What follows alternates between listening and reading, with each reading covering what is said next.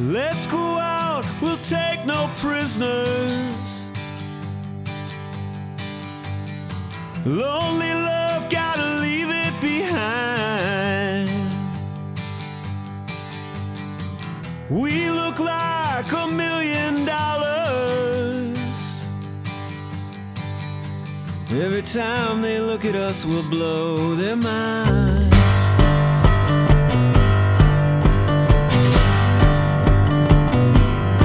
Welcome back to episode 4 of Unleashed, a guide to indie producing with me, Avi Federgreen.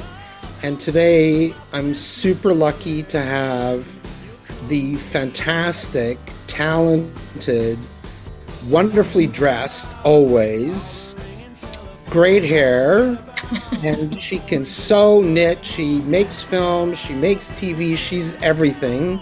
From Vancouver today, please meet Karen Lam. Hi. I saw that when you say Unleashed, I feel like we should be in a cage match. Like I feel... Woo! Mike Boone, let's make it happen. I'm already on the case, Avi. I'm on the case. Awesome. So, welcome, Karen. It's awesome to have you. You know, I've been chasing after you for months to finally get you on here, and I know you've been really busy finishing up some projects.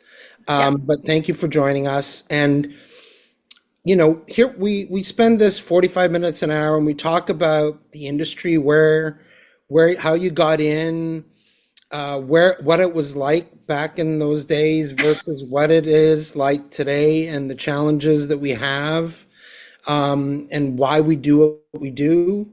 And so why don't we start with, you know, going back a little ways. How did you succumb to getting into the industry?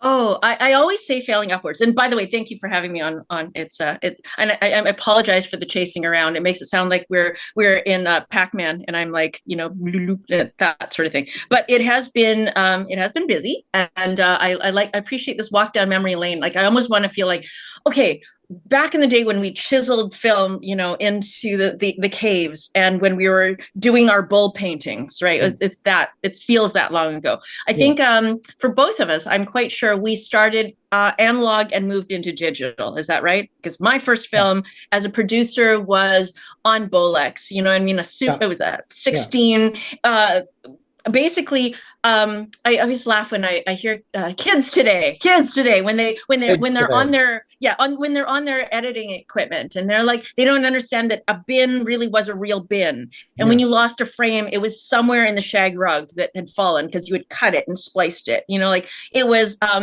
there was actual film frames. And so, you know, in this digital world where we are, things have gone a long way from where we started. I started as a lawyer, by the way, and the failing upward was basically not succeeding in any of the career choices that were my first stops. And this is where I am.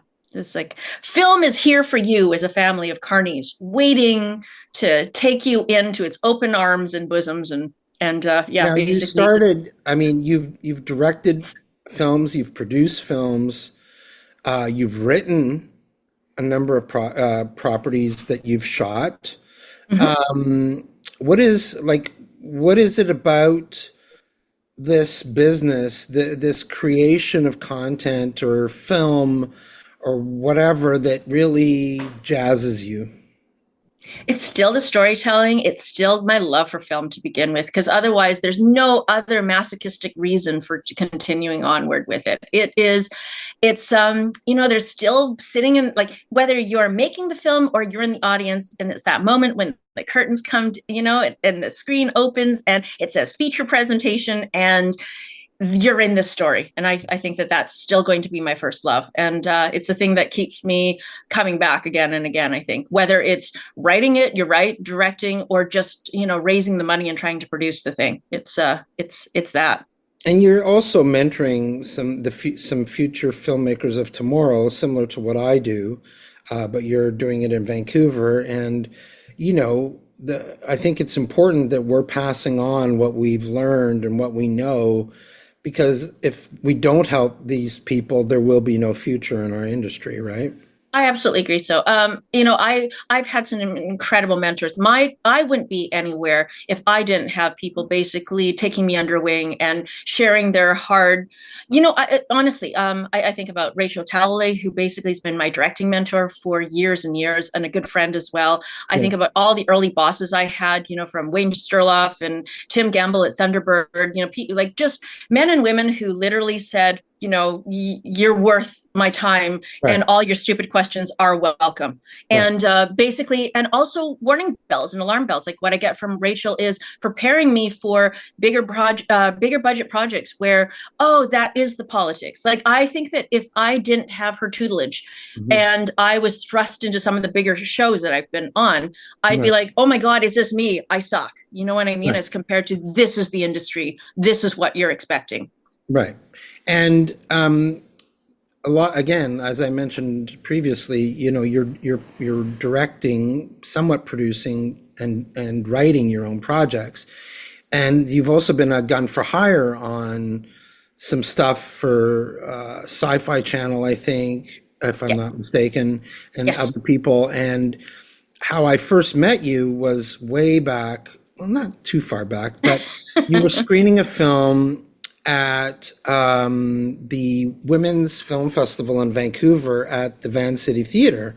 Right. And it was a film that you had made that I was completely enamored with, and thought it was you were a visionary. Like I would say that how you see film and how you see storytelling is quite unique, comparatively speaking, to the typical filmmaker that exists in our country, where you're making stuff that people, it's different. It's not the same old, right? And you're really coming from a place of super creativity, super originality, and I really admire you for doing that. And where does your ideas come from? Probably rejection from everything else that's conventional. You do try to. I don't think I ever set out to be an ostrich. You know what I mean? Like I thought it'd be like I'm one of the horses in the stable, and then you realize, oh, I don't function like any other horse in this stable, and that's okay. Like it's again, early on, I was in a Women in the Directors chair with Carol Whiteman's program, and I had Kari Skoglund as my directing mentor. She was our program leader. Yeah. And she actually said to me very early on, this was after I'd done just one short film and she'd watched it. She said, there's two types of directors in this world. And she said, there's shapeshifters and auteurs. And you are an auteur. And I did not know what that meant. I made one short film and I was like, does that mean I don't have a career? Like all my thinking was just, oh shit, now I'm unemployable. Great. Right. But she said she was a shapeshifter, and she said her shape-shifting allows her to be dropped into any TV series or any project and basically take on what needed to be done. Right. An auteur, she said, is someone who gets hired because they have such a distinct voice and vision that that's what you're hiring. You're not necessarily going to put them on episode 6 of on a season 4 of a show, because that episode will not look like anyone else's episode. Right. But, just to figure out where you are and what lane you're actually in. Mm-hmm. So I think that it was advice that I didn't understand at the time. And it took almost 10 years to actually circle back to that advice and say, oh, that is actually what I do. And so, and it's been, and also having Rachel Talalay as a mentor, she worked with John Waters and, like New Line for years and years before she started her own directing. Yeah. I think she always has recognized for me just to lean into the weird. I always tried to tamp down the weird, if that makes any sense. Yeah. Oh my God, I want to be employed. I want to fit in. And at some point you're like, okay, I will never be that. I'll probably always be a bit strange as far as where I go with a story or how I tell something. And it's literally balancing off being I just went to see Wes Anderson's film. So it's how Wes Anderson am I? How specific is my voice versus how accessible do I want to be this time? And so that's the bigger balance that I have. Yeah, because let's be honest, most of the stuff that's being made in this country is dry toast. No, it employs all our friends. So it does, and it but honestly, the stuff that normally gets funded is stuff that doesn't really sell internationally as much as it could, as if they pick different projects and things like that. And I think there are some really great filmmakers out there who have really amazing original ideas who are having a hard time getting their films made because the traditional funding system doesn't work for indie film per se. And it's become, since COVID, it's become harder and harder, obviously, to raise money. Yeah. And so we're all forced into making low budget feature films for the most part under, $400,000 Canadian, or even much less than that. That's where I am. Yay. Yeah, that's where I'm at. Well, you and I are both of the same thing. Like, we're making them for under $200,000, right? Or 250. That's about it. Yeah. And honestly, like, I'm fine with that. Less cooks in the kitchen. We get to be collaborative, creative, different.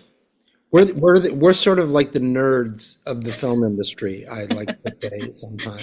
Yes. Which it's because we go on our own way. We walk that road. Yeah. And I know that you've been closely working in some of the new technology that's going on, like the wall. Do you want to talk a little bit about that technology and how it's changed, if it's changed your idea of how you write scripts now and direct? Oh yeah, like so the feature that I'm that I'm in post-production forever on, and I promise it is going to be done. I think at the end of this month. That's the new. It's a moving target, but yes, end of the month. We shot almost I'd say 80% of it on the volume wall, and we used miniatures, and it's old and new technology all at once. So we did have Gary Young did our miniature design, and we worked with Loomis Stage on the wall, and it was basically a road movie, driving movie. So it's set in 1976 Vegas. So already you've got lots of issues, and then of course there's a paranormal element to it. It's half biblical, and and so back when I wrote the script in 2014, it sounds like forever. It was sort of this weird thing that I'd written, and it just sort of sat there because I thought, am I going to process trailer it? Like, how is it? It was impossible to make what I had in mind. There's like a car chase in it that would be impossible because I wanted all these like old, like a F1 Model Ford. I wanted a Mustang. Like, it would have been a car chase that would be impossible. It is now done on miniatures. So, but all that sort of stuff. Right. So I learned a lot in the process because one, the wall is an evolving technology as well. So when we did it, it was literally 1 year ago today. And from what I understand, I just talked with Loomis Stage because I was like, I want to keep doing this. It was a lot of fun. It's, their technology is already gone differently, like meaning the pixels are smaller. So things that we're dealing with right now, as far as making sure that, because if you're shooting on digital, it's going to basically show all those little pixels. And so how much you can actually see, it's fine if you've got a driving scene and an MOW. We're scaling this to be a feature film. So of course, that when you blow it up, you're going to see everything. And so thanks to, we're working with Infinity Post as well. So Gary Shaw is doing my coloring, and it's just making sure that everything actually, you've got like just, it's the technology that we're fighting, but also it's a new tool for us. And maybe, can you, for all those people that don't know what the wall is, can you just briefly tell the audience what the wall is? The wall is like the wall. It sounds like the Pink Floyd thing. All in all, is just another brick in the wall. Do not touch wall. Could stick to skin. It is literally a big LED screen that's almost 360 wraparound, and it's like a green. It's much better than green screen because if you've got a car scene, all of the reflections are going to be there. It's not going to be like green spillover. It's literally you have something to react to. You've got driving plates. Like for us, we also had. We completely Alice in Wonderland it. So we built sets that were small, and then we filmed them, and then we put them up on the wall, and then put our actors into that. So it was very Alice in Wonderland. That was big, but then small, and then small again. And so it was kind of awesome. That's cool. So I learned, I think that that's something that we can actually do if you can actually, it's not a cheap technology, but for us in Indie land, It is a way of doing something that, like, those car sequences would have cost me, I think, millions of dollars, and it was literally like a big hand comes down. I feel like Monty Python, like big hand comes down and moves the car, and we had cars that we were doing that as part of our BTS end credit roll, where you can see it on a coffee cup balancing.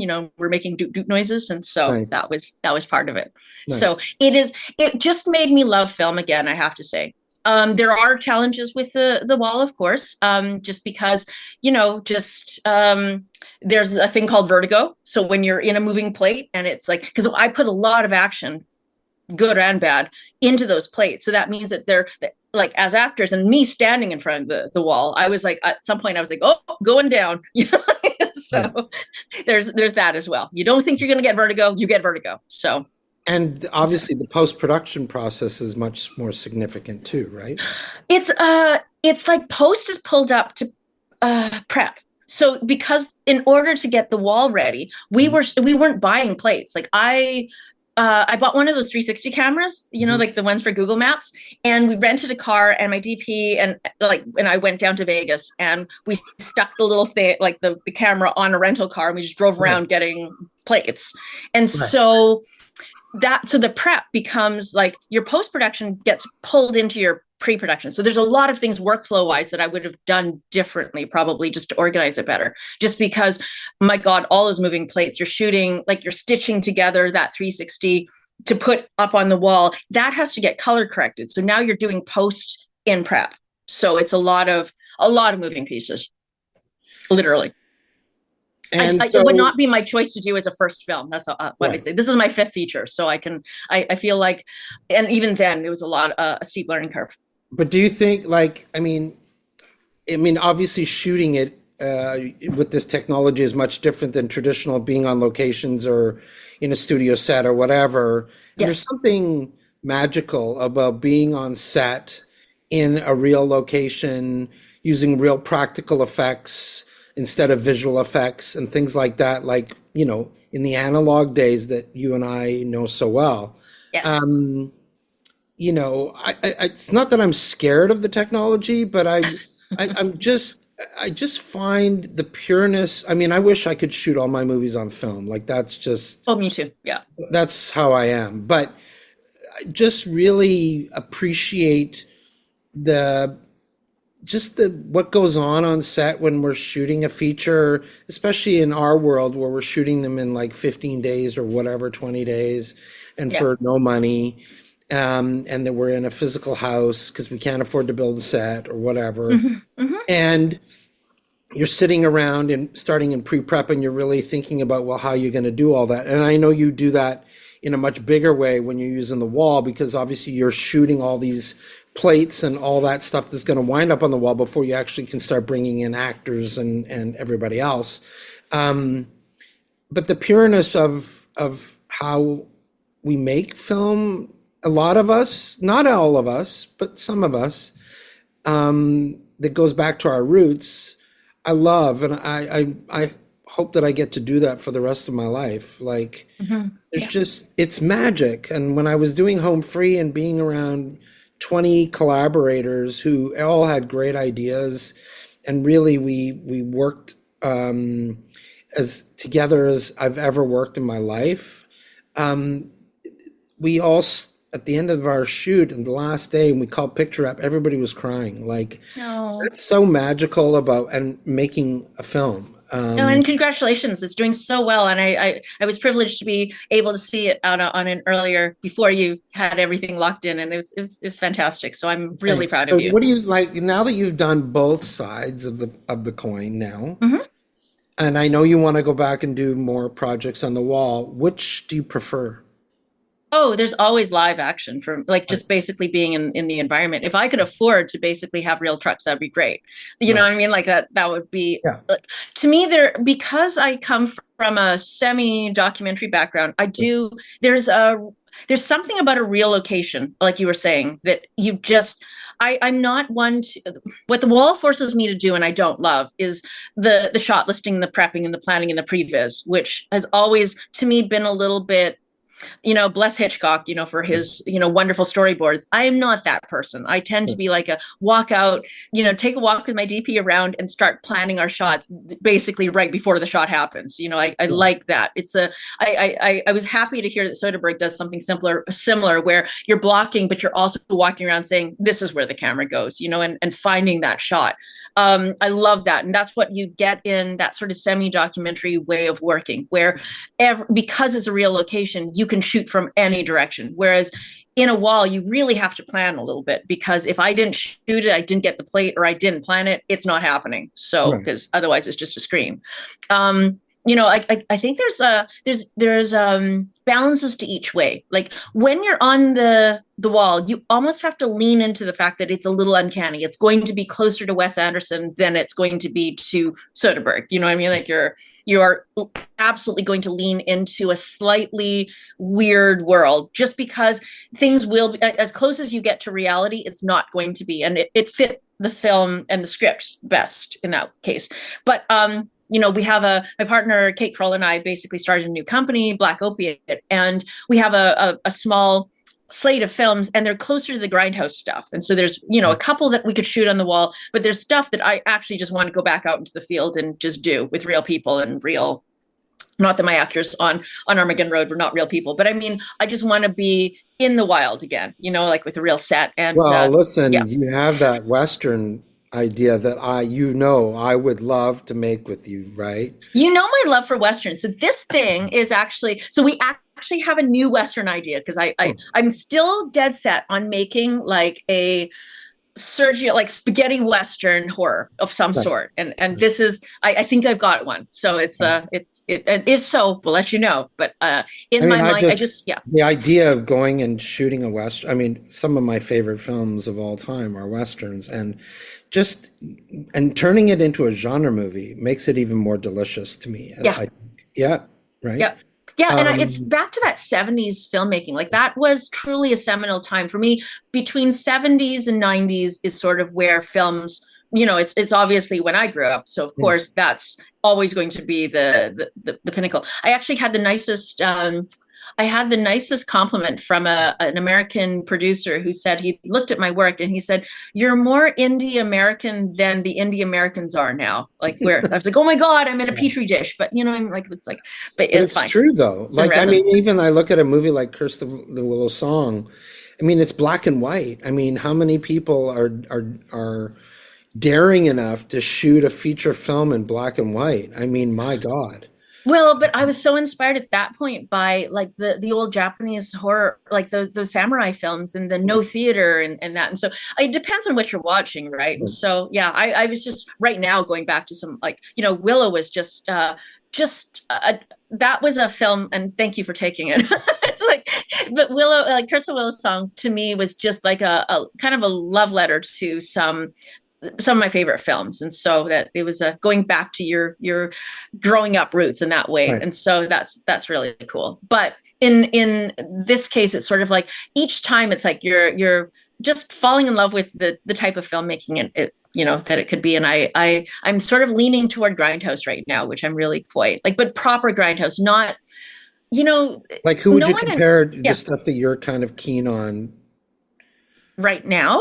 Well, like the stuff, the kind of grindhouse stuff, like is there a filmmaker or a film that is your sort of inspiration for grindhouse? Well, I mean, what I just did now apparently feels a lot closer to like Wes Anderson, Linklater, and some sort of like, but it's also biblical. And so it's hard to say like exactly, but I did actually rewatch, and I hadn't for ages. I went back to watch Planet Terror, and I know that's a grindhouse of a grindhouse, but I'd forgotten like, I don't understand why Rodriguez doesn't have the love that Tarantino has. Like as I watched Death Proof, and I could barely get through it. Yeah. And then I rewatched Planet Terror, and I was like, now this man understands what it's supposed to be, because I was thinking about like everyone redoing things like, Toxic Avenger and all the films that are like getting redone now. And I was like, are they going to take the grindhouse out of it? Because back in the day when we were like watching these things on video and, renting them or actually going to the drive-in to watch them, we weren't trying to make shitty films. You know what I mean? If they ended up not doing as well as they should have, it's basically out of a, not out of a, like we weren't being ironic about it. It was just that's as good as we could make it on the budget that we had. You know what Right. I mean? It's Yeah. like, so I was watching a few documentaries on it and thinking to myself when I was rewatching, it's like we weren't trying to screw up. Like we didn't want to make. We're trying to make the film look as good as possible. We weren't trying to make it look cruddy. That's where we thought the camera should go. So that's Right. what I mean is like there's this sincerity in it that I like. Now I don't want to do it with a tongue in cheek. Like I'm. You know, I actually want to lean into the fact that I'm doing the best thing I can. I'm not trying to make it like cruddy on like, haha, look at me Right. doing this not great thing. It's I mean, yeah. I look at, and I don't know if you've seen this film. I bet, knowing you, you probably have. But Barbarella. Oh yes, of course. So, I mean, to me, I look at films like that, or A Boy and His Dog. Man and His Dog. I think it was with, oh my God, who was in Miami Vice? Don Don Johnson? Johnson. Yeah. Don Johnson. Sorry. Well, I think it was a Man and His Dog. Okay. But I mean, Barbarella, for me, when we talk about, Grindhouse, I mean, that's kind of the beginning of Grindhouse, isn't it? In that zone, I remember like just even watching like old Andy Warhol, like those experimental like that. I remember renting those things and going, what the hell is this? And I remember seeing the first time, like I think in high school, I'd rented Eraserhead. And by the time the sperms come raining down, I was like, what is happening? Like, and I thought, can you make films like this? And so I think that's what I'm sort of if not exploring direct films, that are there, it's sort of like going back to that time in my life where everything was possible, that you could make films and it could be like this. And it would be like, we were given like X number feet of film. Someone found like, it was always, remember short ends? Like, short like ends, someone would have totally. shot something great. And you're like, well, we had all these short ends. And that meant that you could only, you couldn't let the video just keep running the way you can in digital, like take a pee break, run it, just reset it. It's like, we have short ends that are 30 seconds long. This is all you can shoot for. And so it was always that. And so, yeah, I miss my analog days, and I don't miss the call from the lab. Used to drop it off at the lab, and then there'd be that call that says, "There's a sparkle on it, and we don't know if we can get." You're like, "Oh my god, my film is ruined!" Like it's. I did. Yeah. I worked on a show where the lab completely botched half a day's worth of work in the soup, as we used to call it, the soup. Yes. Yeah, so we had to reshoot insurance claim and the whole thing. I mean, God. But I mean, I even look at a movie like Dust to Dawn, which was, like a batshit crazy movie with Clooney and Thomas Cheech, Cheech, and crazy. Starts as a road movie. Next thing you know, boom. You're into vampires and batshit crazy stuff. I mean, but we don't make I just find it interesting that we really don't make the Wes Anderson, the Grindhouse, the obscure kind of stuff that they make in the U.S. and outside in Germany and whatever, Japan. I've started releasing Japanese movies here in North America because hardly ever gets seen unless at a festival. Right. It's mostly genre, really weird stuff. And I'm actually going to be producing with a Japanese company some indie Japanese genre movies here in Ontario. Oh my God, that's awesome. That is awesome. This amazing director named Kenichi Yugama. And he's made I don't know, a dozen genre movies, and they're all super, super low budget. Like he shoots them in, he says, I don't need anything more than 12 days. And there's a velocity that I like, that you're just going and you have to find the best angles. You have to find something interesting. You have to be clear about what you're doing. And it's not just hosing it down. It's really, I like that way of filmmaking myself. I don't. Yeah, I do too. But we don't see that really here. Yeah, maybe we have. I wonder whether or not our funding system has, in some ways, just slowly killed our creativity. Because truthfully, as Canadians, we have an incredible history of making great genre films. Yeah. Like it has gone back to, like it was always parallel and in a strange other track than what was traditionally financed. And so, they're made in, like, I think about Guy Madden's early films and, all of that. It's made somewhere where we had no money, we had long winters, and we just had some friends. And it was a chance to go out and tell just crazy stories. Whereas now, I think because there's so little money in the system, it feels like every program is geared toward you doing a promo video. Like, instead of making a cool short film, so many of our programs are set towards making a proof of concept. What do you do with a proof of concept? Like, honestly, it's not a proof that you can actually tell a story A to B to C. It's a proof of something or other, like that you can string a bunch of scenes together. And you know what I mean? I never quite understood making trailers. Like, just make the damn film. I'm very anti proof of concept, because when you show it to somebody like a distributor or a broadcast or whatever, and their response could likely be, is this as good as it's going to get? Yeah. You're not using the DP you probably want. You're not using the actors you probably want. The script hasn't been really developed to where it needs to be. You're not shooting in the right location, whatever. You're just trying to show that you can actually make something. And I think I always recommend doing a lookbook or a pitch deck to show your vision, as opposed to doing something like a proof of concept where most people will fail when showing that to anybody of significant. Yeah.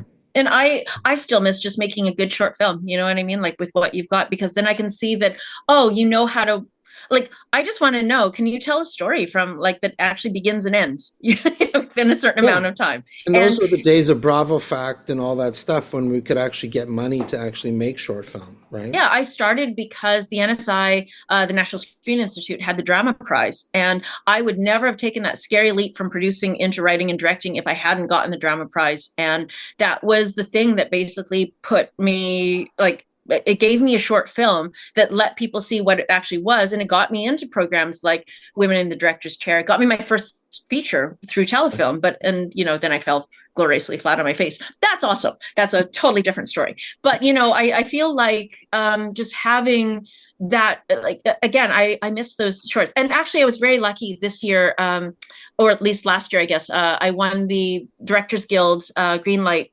for established directors. So I did get that. So I got to make another short film, which I rarely get to do. You did it at the wall too, right?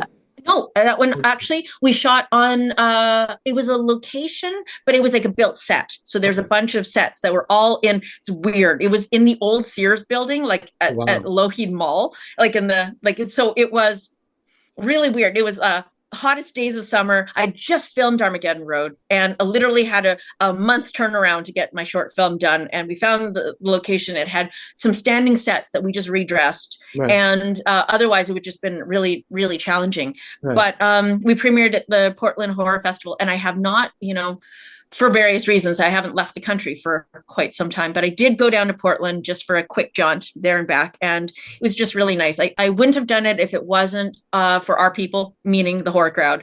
To me, horror knows no boundaries or borders. And I feel like our people are just our people. So I went down and why back. Horror? Like, I mean, people can say or will say, well, she only knows genre. She doesn't know drama. She doesn't know...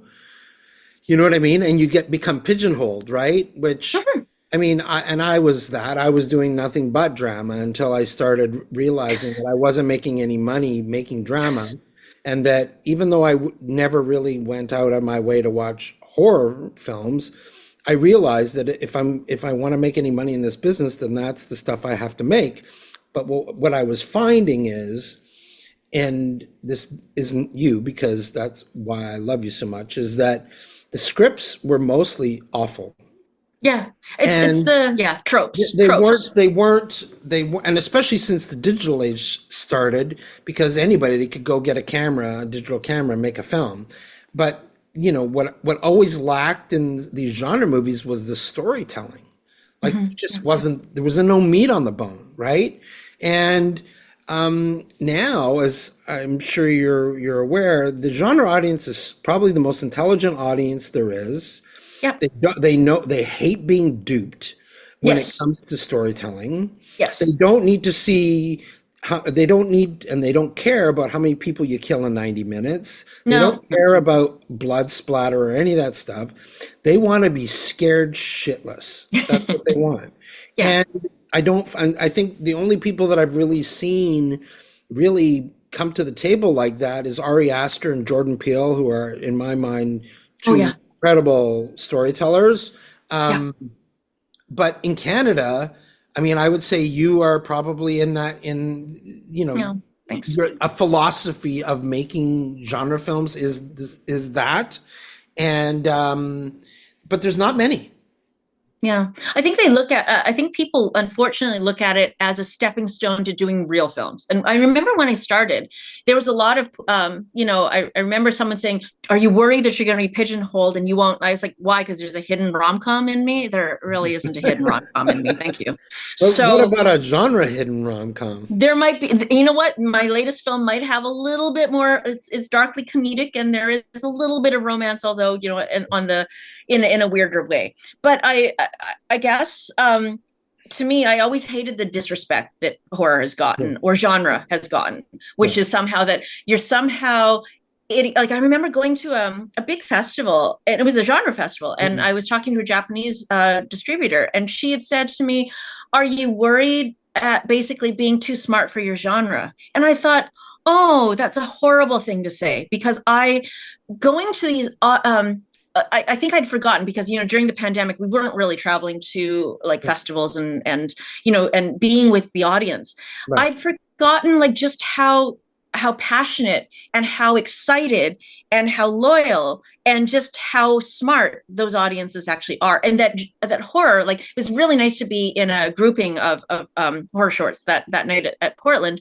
It was like every single film it was not the same. They were all very different. There was everything from really arty horror, comedy horror, just something was different, and it wasn't blood splatter at all. It just, genre when you see it. Do you know what I mean? And like, now that you've been distributing and working in the genre, fantastic films. Like I hate even calling it horror, even though I'm happy and proud to be a horror director. Right. It's like it encompasses so much more than just 5 stupid teenagers get killed in a terrible camping accident. You know what I mean? Like it's not that. It's not just the same thing. There's so many ways of telling a story, and I always go back to horror literature again and again. It's funny. I was in Powell's books, and so you see what I was reading. It's Christmas and Other Horrors. So I love short. I love short horror as well as just literature, and all of them are just different. It's like a box of truffles, and you don't know what the ginger one is. That one exploded. That one's not a great one. You know what I mean? You end up with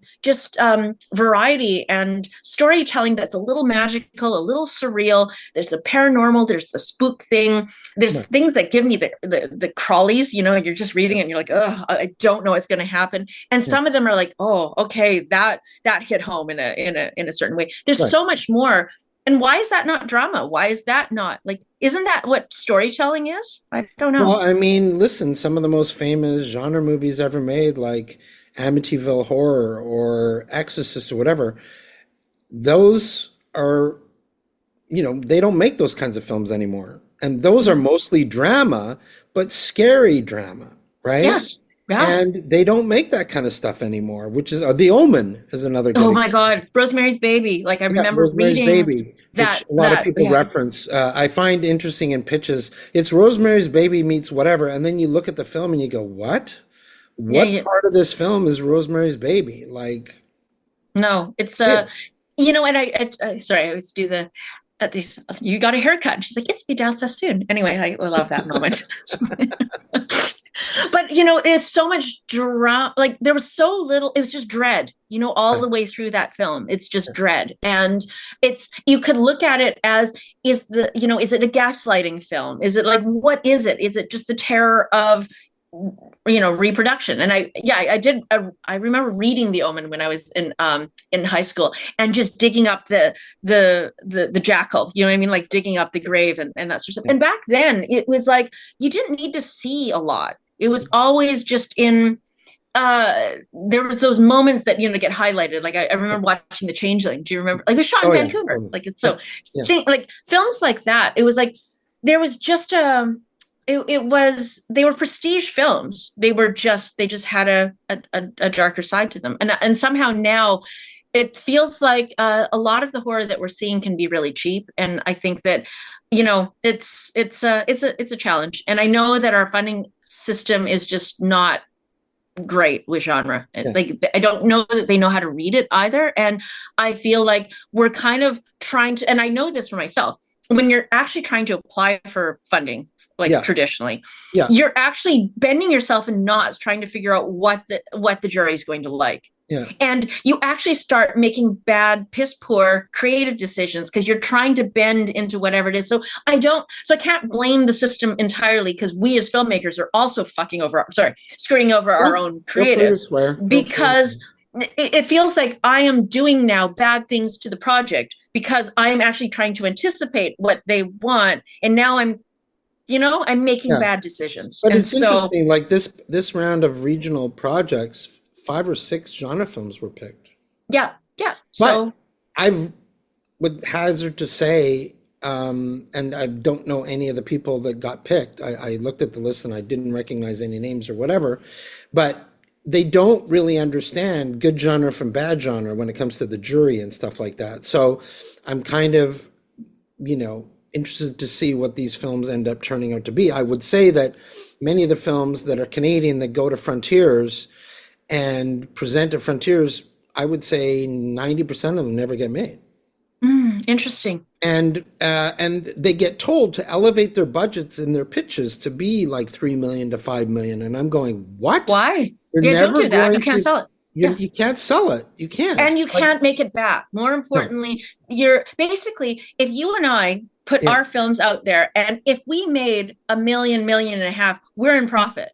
Yeah. For some of these films, if you made it for 2 and you sold it for 1.5, you're in deficit. Do you know what I mean? Like it's just simple business. And I get that as well. Like if you need to, like, say the market wants to buy a screwdriver and they're going to pay $10 for a screwdriver, but it's going to cost you $12 to make the screwdriver. You have to rethink your screwdriver. Your screwdriver cannot be made for more than $2 or $5 if you want to be a profitable screwdriver maker. Right. And so it's that sort of thing. You have to kind of balance it off. And we're still in, I don't know. I don't understand. Like we're still chasing names. Why? We should be building our own, we have the talent. I've always said genre, you don't need a name in your film at all. No. It's got to be really great concept and great execution. That's what it comes down to. And names don't sell in genre. It doesn't matter. It's got to be good. That's it. And we built our own star system based on our films. Like to me, it's always been amazing when I talk to some some of the podcasts that I've been on, and people have seen some of my earlier films, and for them, the actors that were in that have they're in again sealed in amber. They have not gone further, and I kind of always appreciate the fact that they think that their depiction in my film, despite this poor person's going off and sailing into rosy sunsets and doing really big films, they're like, whatever happened to that person? I'm like, oh, she has a stellar career. And they're like, oh, in my head, that's the character. And I always feel really blessed to have that. Like in some of these horror audience fans' minds, that's who they are. And I think that's really cool. I mean, now we're coming close to the end, but I wanted to go back to something that you said earlier about how much you like Wes Anderson. And I love him too, and I've seen his new movie, and I think it's could be his best movie he's made. Mm-hmm. Have you thought about making that kind of, because that's not genre. And yet it is. It's so weird. Right. It's not traditional genre, right? No, it isn't traditional genre. But again, he is his own genre. I mean, I envy his career in the fact that he is just so specific that you're like, that's the sort of film that we want to see. Like you want to be in the, someday, my goal in life is you don't want to be I don't need to be for everyone. I just need to be for some specific people, and that would be my happiest place. And again, seeing a Wes Anderson film, it's everyone who is there knows and loves what he does, and they're just excited to see what he does next. And like that would be the best. That would be the best career. And I'm excited to see what you're going to do next because I'm a huge fan of yours. And I want to thank you for taking the time out of your day, considering all the things that you're trying to finish your film and everything else, to talk to me. I have huge respect for you. Hope that we can make a film together someday. Yes. I watch everything that you make. I pay attention to everything that you're doing, and I salute you for having the intestinal fortitude to just really go for it. And I'm a big fan. But thank you for being on this episode, and thank you all out there for listening to Unleashed. This is episode 4 with Karen Lam, and we'll see you next time with another guest to talk about the film and TV industry. Thanks, Avi.